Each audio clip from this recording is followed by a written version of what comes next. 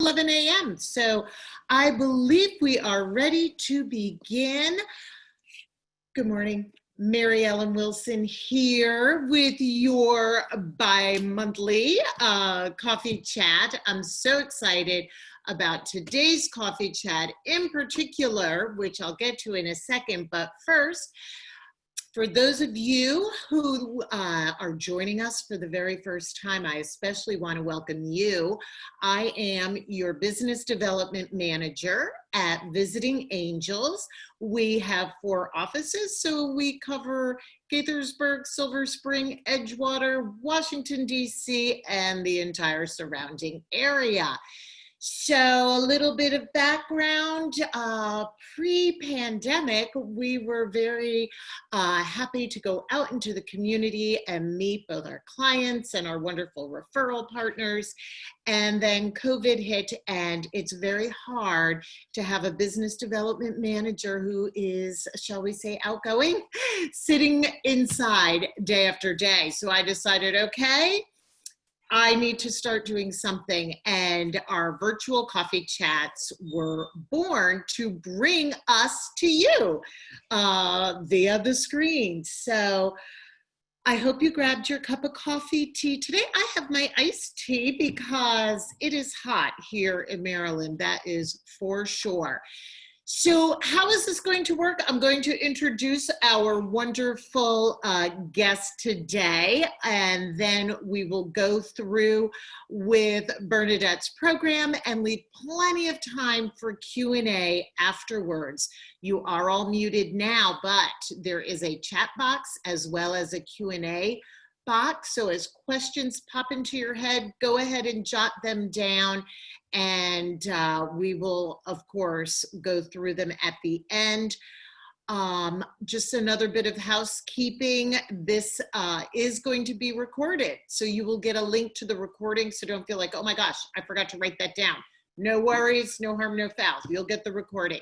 So without further ado, I am so excited to introduce Bernadette Sweeney from Sweeney Legal. She is our elder law attorney in Rockville, right? But I believe you're also licensed in DC, yes? And you might be muted. Muted, wow. You'd think I'd be used to Zoom by now. I am admitted in Maryland and DC. Wonderful, wonderful. So today, Bernadette is going to talk to us about her top tips for estate planning. And that's all I'm going to say, because quite frankly, I just want to jump in, and I'm going to share my screen so that you can follow her tips. I did do some bullet point slides to make things a little bit easier on us. So let's do, all right, let's see if it's going to Microsoft PowerPoint, share my screen. There we go. Okay. All right. Oh, wow. Bernadette, that looks tell great. us about yourself too before we get going. Okay. Sure. Thanks so much for having me. I'm excited to be here today and hope this is helpful to everybody. I'm a sole practitioner. My office is in Rockville. Mary Ellen mentioned I'm admitted in Maryland and DC. I've been practicing elder law about maybe 20 years or so. I started out as a criminal defense attorney, and then pretty quickly after I figured I didn't really like that, I started in estate planning and elder law when it was sort of a new-ish area of the law to practice in. So since about, I guess, the late 90s. I really enjoy it, and I hope this is helpful to you. If you have questions along the way, and Mary Ellen, I don't know if you want to do all the questions at the end through the chat, or do you want me to take them as they come? Whatever makes you feel the most comfortable. As a matter of fact, here's what we'll do. I will keep an eye on it. If you're okay having questions throughout, you know, we do try to keep, I should tell our audience, in case this is your first time, we keep the coffee chats very casual. Think of us in your family room chit-chatting. So yeah, if you want to do Q&A as we go, absolutely. Okay, great. Okay. So what I've titled this little presentation is the top 10 things you need to know about estate planning. And the first thing that is sort of like an overarching theme that I start off every estate planning appointment I have with a client is that estate planning involves more than just getting a will together. A will provides for what happens to your property after you pass away, but part of estate planning, a really, really important part of it, is incapacity planning too. We all have probably either know somebody who it's happened to, or maybe in our own families it's happened to a loved one, where maybe they've not done any kind of planning, estate planning at all, and something catastrophic happens, and there's nobody, and the person is incapacitated, and there's nobody appointed or legally authorized to make decisions for them. So that's part of your overall estate plan. When you go to a lawyer to do estate planning, you're going to want to talk to them and be prepared to talk about what you want to do and who you want to make decisions for you if you became incapacitated. And you do that through power of attorney documents, which we're talking about on one of the other bullet points. But just so everybody has a good sense of, this presentation is sort of both sides of that, not only while you're alive, but also after you pass away. So specific to what happens when you pass away, when people talk about doing their will, one of the reasons that a will is so important is that it allows you to make decisions for yourself about who gets your property. I mean, everybody probably is familiar with that. What you may not be familiar with is the fact that the state of Maryland, the law, there are statutes in place that provide for what happens to your property if you fail to plan. If you don't do a will, or you don't do a trust or some kind of testamentary document, the law is going to decide who gets your property. And a lot of times that's not how people want it to go. Okay, let me interject right here. Please Okay. explain. So would it automatically go to your spouse? Or, I mean, this boggles my mind that the state would get right, absolutely. Yeah. Thanks, Mary Ellen. I was just going to get to that. So what this is called it's called dying intestate, without a will. So the intestacy statutes in Maryland provide, for example, a lot of people think, let's say you're married and you have adult children. Many people presume that, okay, well, it must be that if I die without a will, that my spouse just gets everything. That's not what the law says. The law says, first of all, when you're talking about the intestacy statutes, you're talking about things in your individual name, not jointly held property, not beneficiary designated property. I'll talk about that a little bit later, about the titling of things and how that's important. But for things in your individual name, what the law says is if you have a spouse and adult children, that they essentially split the estate. So your spouse doesn't end up with everything. Your spouse gets a share. Your spouse gets a larger share than your children, but your spouse does get a share, and then your adult children get a share. A lot of times in my practice, I have clients who are either, many times people are transplants from another part of the country. They came here as young men and women, for a federal job or something. And in their older age, they're widowed and maybe they never had children. I have a fair amount of clients who have never had children, and some who have never been married. So for those people, if they don't do a will, then what happens, the intestacy laws are going to go up your family tree and as far out as they can to find somebody who's a relative, no matter how distant that relative might be.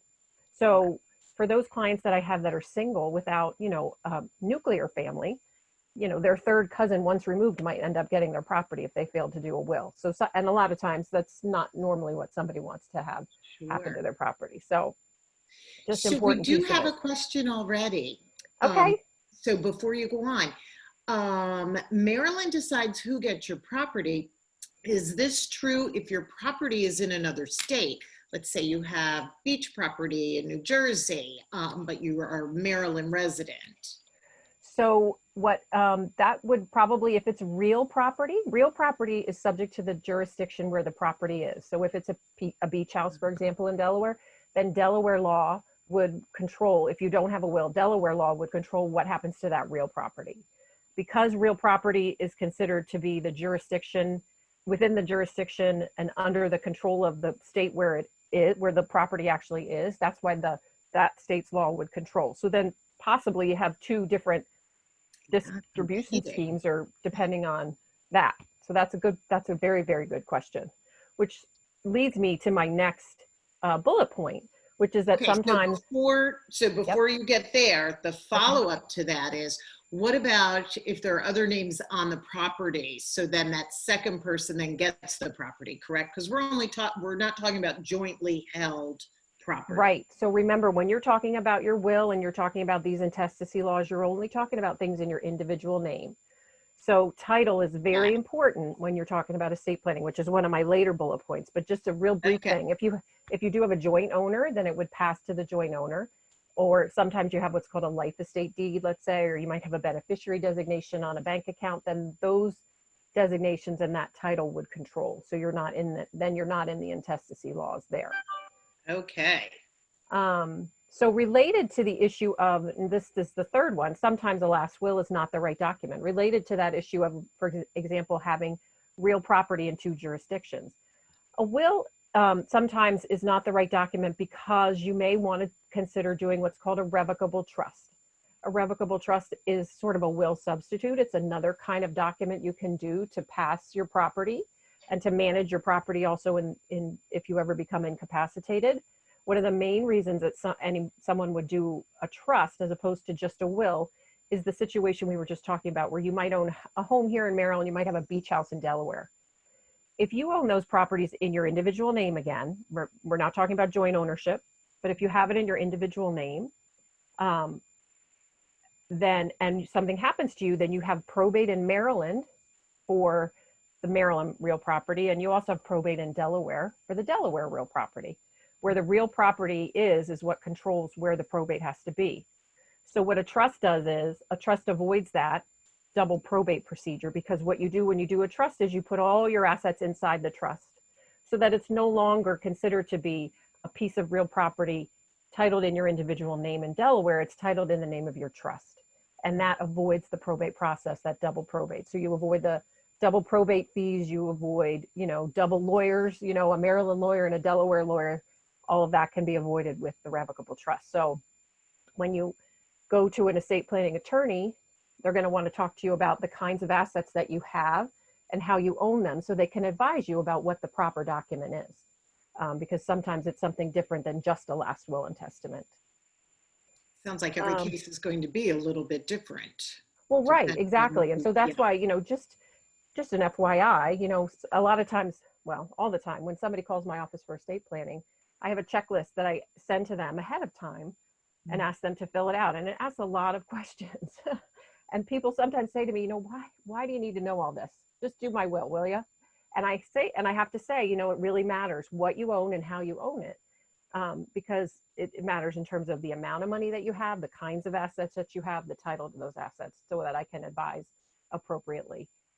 The attorney needs all that kind of information, because you can do a lovely document, but if it's not passing things the way you need to pass them because you own everything jointly with an adult child, for example, then, it doesn't do what you want it to accomplish. So the powers of attorney are the next piece of this. And this is going back to this incapacity planning as part of your estate planning. Powers of attorney are some of the most powerful documents you'll ever execute. Because what they do is they allow you to choose somebody, appoint an agent to make decisions for you if you're unable to make them for yourself. That situation where, God forbid, you have some kind of a catastrophic event happen and you're no longer able to manage your property or make your own medical decisions. If you have powers of attorney in place, you've already chosen the people you want to do those things for you if in the event that you became incapacitated. If that happens to you and you don't have powers of attorney in place, then your loved ones are likely going to need to go to court to get a guardianship over you. And what a guardianship is it's a court process where they have to prove that you're incapacitated, you're no longer able to manage your own affairs. And the court actually becomes your guardian, and they appoint somebody to be the arm of the court in the community and be that person to make those decisions. That guardian then has to report to the court on an annual basis, has to sometimes ask the court for permission to do things for you, make decisions for you. All of that court involvement and court oversight can be avoided by powers of attorney. You're always going to want to do, as part of an estate plan, a document that passes your property at death, and then you're going to want to do both a financial power of attorney and a medical power of attorney. And the people you choose to be in those roles might be the same person in your family or a close friend or relative, or they might be different people depending on, everybody's skill set. And, the person who might be the appropriate medical decision maker for you might not be such a savvy financial planner or advisor. So you might choose somebody else to be your financial agent. and the medical agent, would do just the medical piece of it. Wow. Okay. So the next one, and I feel like I'm rushing through this, so really stop me You're doing if it's great. too much. This is Okay. awesome. Okay. So the next one is about outdated documents, which may be worse than having no documents at all. This is really about, I mean, there's lots and lots of reasons why outdated documents might be worse. Very basic things. If your wishes have changed, you know, a lot of times people come to me and they have wills that are 30 years old. You know, they did wills when their kids were young, for example, and they appointed certain people the guardians of their kids, and they also had those people as trustees of money or, you know, personal representatives, things like that. Powers of attorney, the same kind of thing. You appoint, you know, a very good friend or your brother-in-law Dan to be the financial agent when your children are little. You know, if you became incapacitated, I want this person to take care of things. But maybe you've had a falling out, or maybe that relationship is just not close any longer, not because of anything bad, but it's just not the right fit anymore. So those kinds of things, changes in your own life, may mean that your documents that you did even 10 years ago are no longer, you know, reflective of your wishes. The other piece of this that in terms of outdatedness, probate laws don't change a ton, but they do change from time to time. So sometimes the laws change. The tax laws have actually been in flux a lot in the last 15 to 20 years. So a beautiful, what we call AB trust or a bypass trust, or things that we used to do in terms of tax planning for people when the tax exemptions were a lot lower. Now we don't need, so for a lot of people, we don't need that tax planning anymore because the tax exemptions are so high, and nobody, you know, a lot of times you don't need that tax planning, but the document still provides for all of that splitting of assets and funneling stuff over here to this trust or otherwise. And sometimes that can just be something that you don't need anymore because the tax laws have changed, but the document itself still says things have to be set up this way if something happens to you. So that can kind of be a pain for your heirs to have to structure things the way that you wanted it structured in 2001. Doesn't really apply anymore. So we always want to, at a minimum, you want to review your estate planning documents, you know, every couple of years, if you can. What, 5 years? Yeah, I mean, I like to say 2 or 3 years, but Really? realistically, understanding it's probably 5 years is probably absolutely fine. Or if something Big life changes. big life change happens or things like that, or you have a falling out with somebody you've named, or, you know, you want to remove a beneficiary, things like that.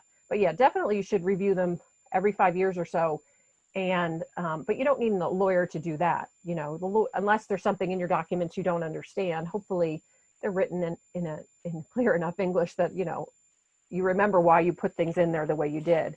And then if you want to have changes, you always want to go to a lawyer to do the changes. You don't want to write on your documents or do anything like that, because you want to make sure that it's, you know, fully legal and effective to do what you want it to do. Okay, so to reiterate, to review, you don't need an attorney. You can Right. read it and make sure that it still applies and it's still the way that you want things to go. But if it does not apply to or is not the way you want things to go, you need an attorney to make the changes. Definitely. No Yes. scribbling and initialing, huh? Right. Exactly. All right. I've seen those before and they don't work. So, so related to what we were just talking about is federal and state taxes. They may apply to your estate.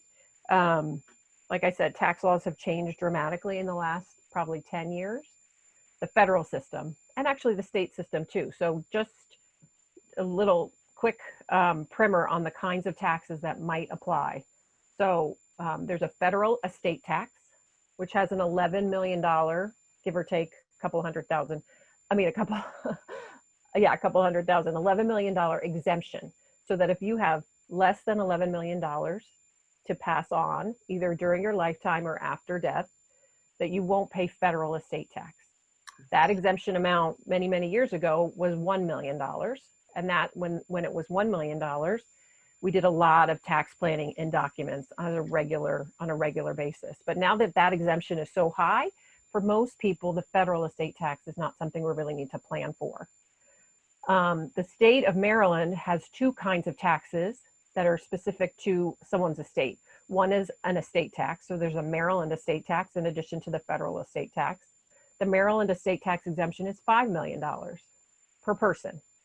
So we do still do some tax planning for Maryland estate tax because some people do, their estates do implicate that tax.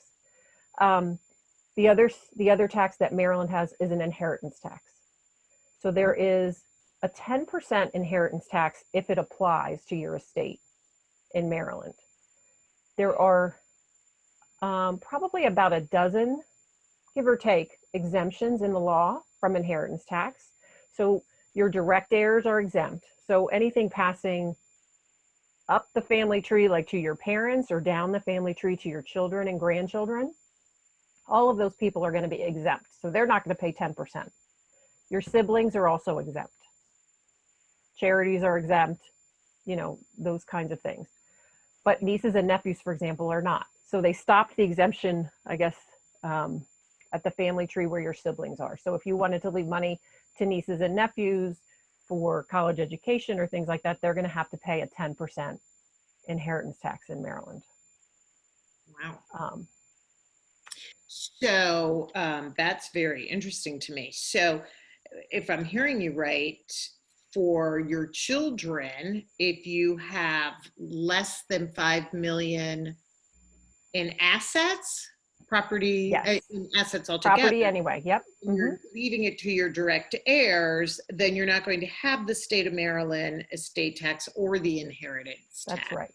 Or That's the right. federal. That's right. Yep. Okay. So we don't have a lot of tax, except for those higher end individuals who have that, that have amassed that kind of wealth. Right. And if you're leaving it to your direct heirs, there's very few taxes that apply. Okay.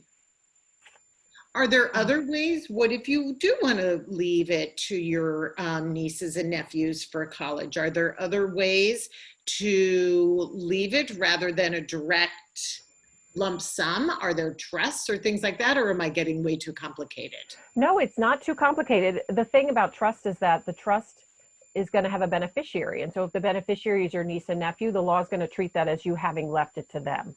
So you leave it to them outright or for their benefit, they're going to be subject to that tax. Sometimes what happens is, if you want to leave it to your sibling with the understanding that they're going to use it for the niece and the nephew, that would be an idea because the sibling is exempt. Right. But you'd have to trust your sibling that they use the money for their children as opposed to themselves. So, it's not a perfect solution. Yeah, right. Right. So this is one of my favorite parts of the discussion, and I don't know why. I might be a little bit odd. You might think it odd, but this is a very important part of your estate planning. And a lot of times, probably because, we don't really think about it in depth like lawyers do. Lawyers overthink everything. But titling and beneficiary designations are really super important to your estate planning. Back to when we were talking about the intestacy laws, we talked about those only apply to things that are in your individual name. Your will only passes what's in your individual name. So if you are, let's say you're married and you have adult children or you have small children, if you're married and you own most things jointly with your spouse, and let's say you have 401k or a 403b or an IRA, and you have a beneficiary designation on that account, if something happens to you, your will basically has no legal effect on any of those assets if you pass away. Because for the joint assets that you own with your spouse, they pass by operation of law, by title, to the survivor, just like, everybody's familiar with a joint bank account. If you have a joint bank account with somebody and something happens to one person, just passes to the other. Same thing if you own your house as what we call tenants by the entireties as spouses, or you own your home, let's say with your sibling, you own it as joint tenants with right of survivorship. Those things just pass by title. Likewise, the beneficiary designations. If you have an investment account that has a transfer on death designation, you have an IRA that has a beneficiary designation, which all of these things would have, and you've named people as those beneficiaries, that controls what happens to those assets. So you could say in your will, I want my IRA to be paid to my sister, Judy, but the beneficiary designation on file with the IRA custodian says, nope, it goes to my brother Johnny, then brother Johnny's getting that IRA. It doesn't matter that you put in your will that you wanted it to go to somebody else. That beneficiary designation controls.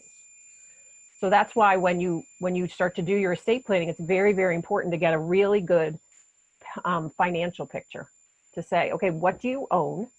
What's the value of everything you own? So we can do that tax analysis, but also how do you own it? If you own it in your name, okay, then it will pass this way. We know this is what's going to do, and these are the kind of documents we need to have. If you own things jointly and you have beneficiary designations, then that's a whole other ball of wax and a whole different kind of plan that we want to put in place.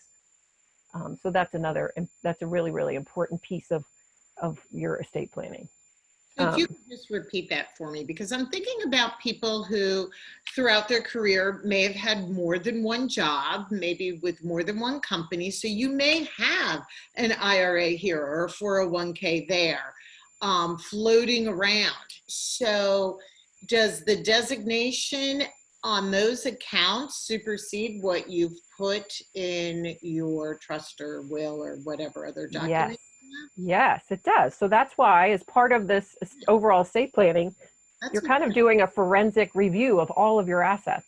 Right. I want you to gather everything that you've ever owned, your life insurance, the 403B you had with TIAA, when you worked for the government or you worked wherever. Right. Right. All those things. So that's part of what my job as the lawyer is, to sort of remind you, okay, let's go do a search and make sure that we've dotted all the I's and crossed all the T's. Not just, you have a beautiful, like I said, you can have beautiful documents, but if they don't work to because of the way your assets are held, then we haven't done what we need to do. Right. So much. All right, go ahead. So the last three are sort of just good practices. Having your affairs in order really can be a gift to your family or anybody coming behind, whether you have, a family or you're leaving it to charities or your friends or whoever it is.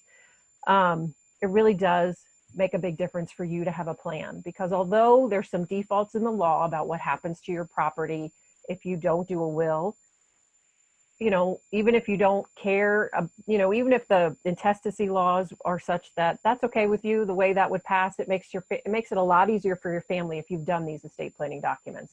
Mm-hmm. Because there are extra steps that need to be taken in a probate, for example, if somebody doesn't have a will. There's extra paperwork, there's probably extra legal fees, because you might need the lawyer to help walk you through the process, because there's all these other pieces of things that need to be filed. And related to that, if you do have property in more than one jurisdiction and you have already done a trust, then that makes your family's life a lot easier. It makes it a lot easier for them to settle your estate. So that's one thing. It's just really a very thoughtful thing to at least try to get things in order, so that if something does ever happen to you, that your family can sort of know everything you own and have a good idea of where your documents are, and be able to sort of take care of things in that time of grief. It's going to be harder for them if everything's in disarray and they can't find anything and they don't know how you wanted things to go. So it really is something that's very, very important to your family and friends and your loved ones in general. Honesty is the best policy. I always tell this to my clients, who specifically related to clients who have adult children, more than one adult child. And, you've chosen one child to be maybe the financial agent, you've chosen another child to be your medical decision maker, or, you put one child's share of your estate in trust and the other two get it outright. A lot of times clients want to do these things for a variety of reasons, maybe because one child's better suited to one job than the other. One child, has financial issues, so we don't want their creditors to get a share, to get all their inheritance, things like that. What I always want clients to do, and it doesn't always happen, but I always encourage clients to talk to your children and your loved ones in general about your estate plan. You don't have to tell them everything you did in your estate planning documents, but you don't want them to have a huge surprise after you're gone, because you can't at that point have a discussion, and you can't at that point sort of explain your reasoning. A lot of times, as you might imagine, especially after a parent passes away. Sometimes things between the adult children are not the greatest. Maybe they didn't have the greatest relationships in the first place, or even if they did have a great relationship, it's a very difficult time.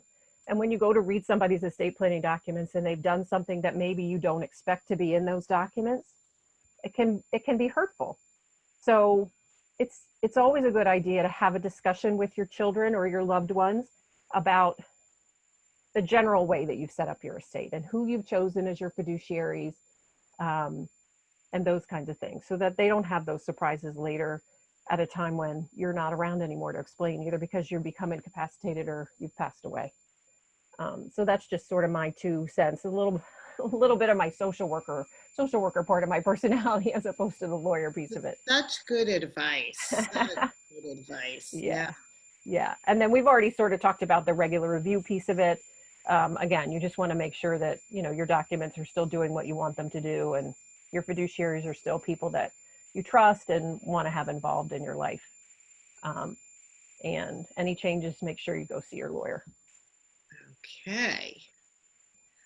Wow, that was just so much. So let's do this. I'm going to stop the share. Stop the share.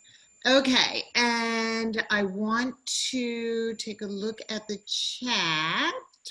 And I don't see anything on that yet. Okay, and we answered the Q&A. So I did get a couple of questions before from people as they registered. And one question that I did receive is, does a trust go through the probate process? It does not. So, No. well, I should back that up. It depends. Just such a lawyerly answer, right? I was going to say that, but I thought, no, you're my guest. I'm not going to say that. I say that a lot in my professional life. Okay. The revocable trust that we talked about, which is a will substitute, that is the document that you would do if you want to avoid probate. Just as an aside, here in Maryland, probate's not the big bad wolf. It's not that big of a deal. It is a time-consuming process, and it does involve the court, obviously, but it's relatively simple to do. But a trust will avoid that as long as you do the trust, you draw up the trust appropriately, and you do what we fund the trust, which is put all your assets in the trust.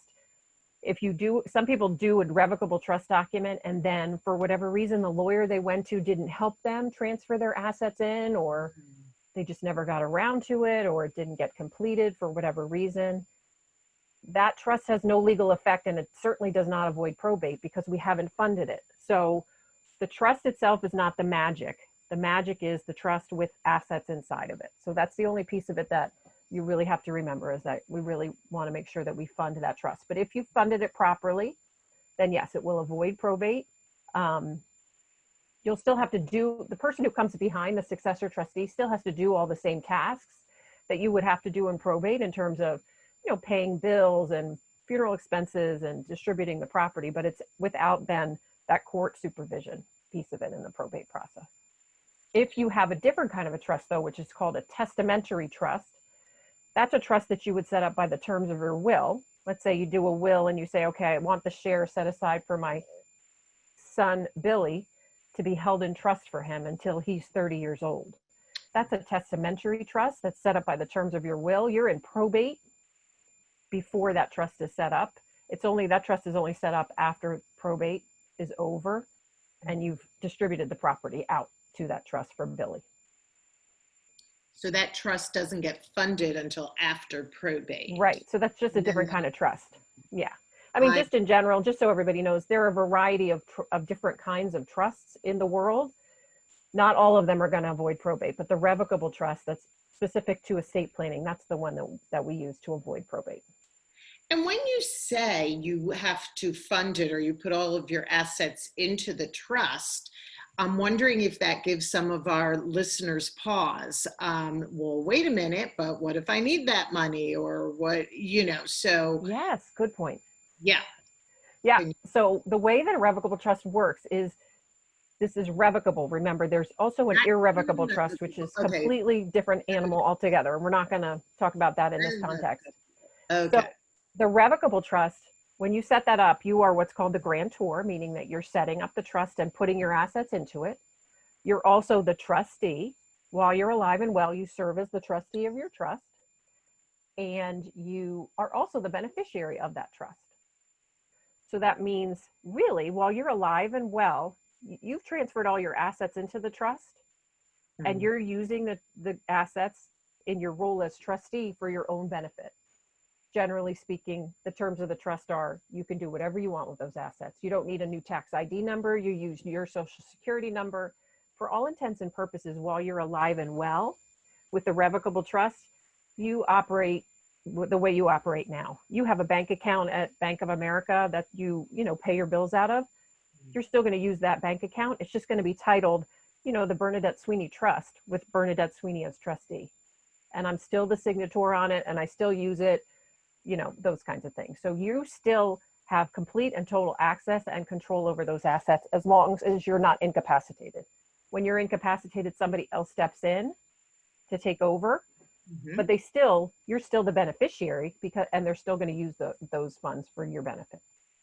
And that would be the power of attorney, the person that you've designated as your power of attorney that steps in to take. No, it actually would be the person you're going to name what's called a successor trustee in the trust document itself. So different than the power of attorney. Different, yeah, but they're related jobs because the power of attorney, the financial power of attorney, would control or help out with things that are outside the trust, but have to do with your financial life, like filing your taxes and maybe filing insurance claims and things like that.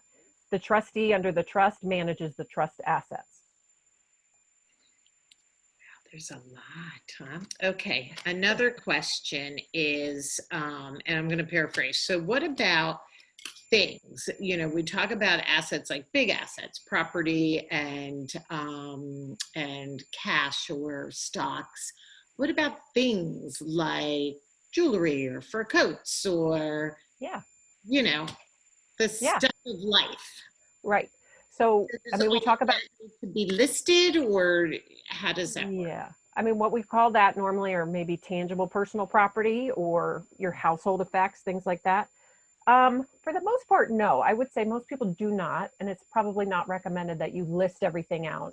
If there are particular things that you want to go to somebody, if you want that to be legally binding on your heirs, like you want, your grandmother's pearl necklace to go to Susie, then yeah, you do want to put that in your document that I have this necklace and Susie gets that. And if Susie doesn't want it, then it goes to somebody else, whatever you want to say. The most common thing to do is to make a list of those things that you want to go to certain people and keep it with your estate planning documents so that the executor of your estate or the trustee of your trust knows what you would like done with certain things. But for the most part, those things like your household effects and things, unless you specifically leave them to somebody, they're just going to be divided as the heirs see fit. Okay. And maybe some things are going to be sold. Nobody wants the furniture in the house. A lot of times that we would send that to auction or have an estate sale, things like that. So it just depends on how, what your wishes are, to be honest. If you really don't have anything special to go to any particular person, then we just would make it a blanket, just divide it among the heirs and they'll divide it and take what they want. Right. So one thing that I hear a lot when talking to some of our clients and people of a certain age is, oh, I don't have anything anyway. What do I need a will for? I don't have anything. You want it, take it. That's Yep. So is this just for people with lots of assets? Who is a will for? Who is a trust for? Does everybody need one? Yeah, everybody needs a will. Not everybody needs a trust, for sure, but everybody needs a will. Even though you think you might not have anything, you probably do. If you're a person in the world, you have to have something. You have a bank account.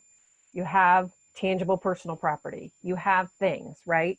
And if you don't do a will, then like I said, there's a whole other process, first of all, that's going to control who gets those things. And like I said, even if you don't care about that, because you don't really care who gets the $2,000 left in your checking account, or, you know, the furniture in your apartment, it makes sense to choose somebody to sort of do the estate administration procedure for you. You know, if it can take a lot of time and effort and just sort of be a big pain for your friends and loved ones later if you haven't already made some kind of a plan, because it just will take forever, and it's just a headache. It's just a headache to have to do that with when you don't have a document that has expressed somebody's wishes. This is probably TMI, but in my family, there are 4 siblings, and you know, my mother keeps changing who the executor of the will is. We're like, tag, you're it, because none of us want it, but she thinks Well, it's right. a great honor. And we're like, no, it's you. Oh dear. Yes, no good deed goes unpunished. Exactly. That's right. That is absolutely right. Okay, Yeah. let's check the chat button. I'm not seeing anything in here. Very good. Doot, doot, doot, doot, doot. All right, last chance, my friends. Anyone else have any questions?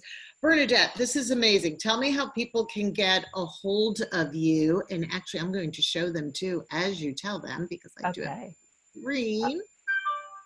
My office is in Rockville. There I am.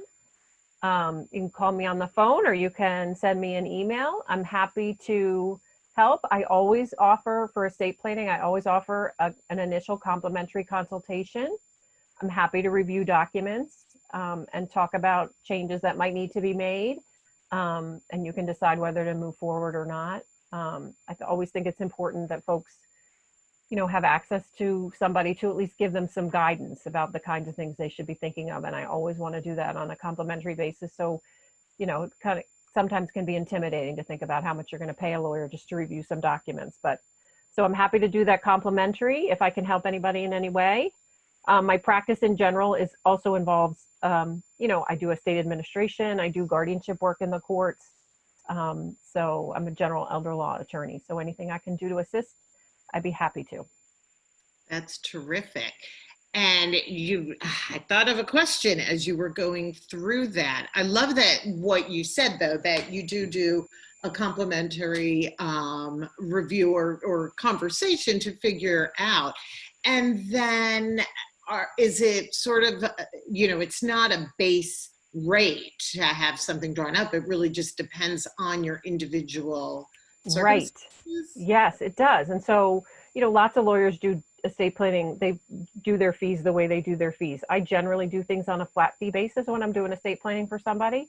So I like to have that initial consultation to say, you know, let me take a look at what you have and what you're telling me you want to do, and let me make some recommendations to you, and I'll quote you a fee. And you can say, yep, let's go forward, or no, I'm not ready to do that yet. And then I just like folks to be able to have that information, you know, in terms of here's my recommendations, here's the fee I charge you. And it does depend on, you know, what kind of documents you're doing, how complex the estate plan is, those kinds of things. So it can vary, but I like to be able to offer that information at least so people can make an informed decision ahead of time. So, and during this time, you know, a lot of our viewers are either our clients or loved ones of our clients, and they're older and they're not getting out and about at this point. So do, you know, is this something where they have to come in to see you, or can you work with them virtually? Oh, definitely. I'm happy to do anything. I mean, I have elderly parents myself who live close by. So I'm trying to work as much remotely as possible during this time, as everybody is. So I generally doing phone consultations. I'm doing Zoom calls. Some of my clients really want to meet in person. And to the extent that that's safe, I can do that. I'm trying to not do that except where it's absolutely necessary. Like we have to do signings in person and things like that. But we absolutely are able to do lots and lots of things by mail, by fax, by scan, Zoom conference, phone conference. It's working actually very well. I'm sure lots of people are feeling surprised at how much we can do remotely when we thought we couldn't do it before. Boy, oh boy, isn't that the truth? Yes. Isn't that the truth? All right. Well, Bernadette, this has really been such a great 45 minutes with you. I've really enjoyed this coffee chat. Oh, it looks like we have one more question. Oh, we do have another question. Okay. Almost missed it, Nina. Can you give information about gift tax? Aside from college savings programs, can tuition be paid directly to colleges without affecting gift tax costs? Huh. A good one. Well, so whether something is a gift is dependent on what the person's intentions are and who it's going to or for the benefit of. There is only implicated the federal gift tax. The federal system is what we call a unified system, a state and gift tax. So everybody has that $11 million exemption to make gifts during lifetime. Maryland does not have a gift tax. So sometimes when we talk about people who want to do some tax planning, some Maryland estate tax planning, we talk about gifting during life because Maryland doesn't have a gift tax. There's only a federal gift tax. Technically, if you give more than the annual gift exclusion amount, which is about $15,000, that amount per person per year, you have to file a gift tax return and start reporting those larger gifts to use up some of that $11 million exemption. But there's not going to be tax owed unless you give away during your lifetime more than $11 million. I don't know if that answers it. So, okay, so if Nina wants to, and I'm going to assume this is not for her child, but for a relative or someone else, if she wants to pay directly to colleges. That's still a gift. Yeah. Okay, so can tuition be paid directly to colleges without affecting gift tax costs? So what you're saying is yes, if it's $15,000 or less per year. Right. But it really doesn't matter whether you're making it to the person themselves or directly to the college. A gift is a gift. So the amount of money is important. And whether if it's over that annual gift tax exclusion amount, then you have to file that gift tax return and use up some of your exemption. But you're still not going to be paying any taxes because you have that very large federal gift tax exemption. Right. Okay. Nina, I hope that answered your question. And now we have another one. Should you put your executor name on the title of real estate property? If not, why? No. Your executor's name on the title. Ooh, no. Generally speaking, you don't want to have anybody on the title to any of your assets unless that person is your spouse, to be honest with you. Generally speaking, you don't want your adult children on your assets. You bought it with, what if you bought property with a friend? I mean, if you bought property with your friend and you both are equal owners of the property, then that's sort of a special circumstance. Not super common, but it can happen. Okay. But not the executor. What you're going to do is have everything in your individual name or maybe in your trust. Well, if you're talking about your executor, then it's in your individual name. That person you're going to be your fiduciary of your estate after you pass away, and they'll have legal authority at that time to do anything that needs to be done with regard to the property after you pass away. You don't want them to have an ownership interest in your property while you're alive, because that can mix up a lot of different things. And you really don't want to mix up financial lives with people who are not related to you or otherwise have, an actual equal interest in the property. Like you were saying, Mary Ellen, you actually bought the property together and contribute equally to the cost of upkeep and things like that.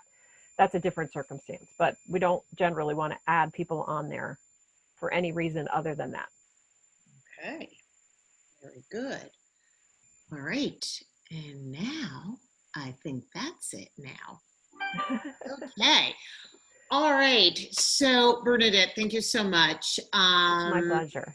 Peeps, I will have the recording out. It may not go out till tomorrow. Bear with me if that's the case.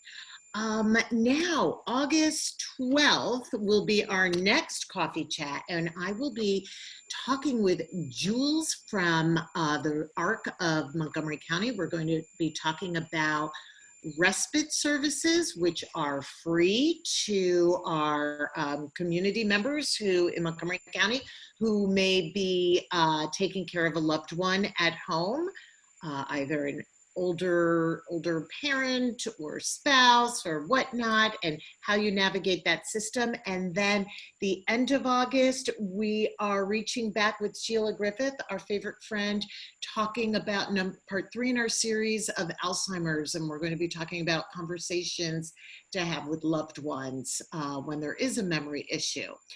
So, any last words, Bernadette? Any last, what number one takeaway?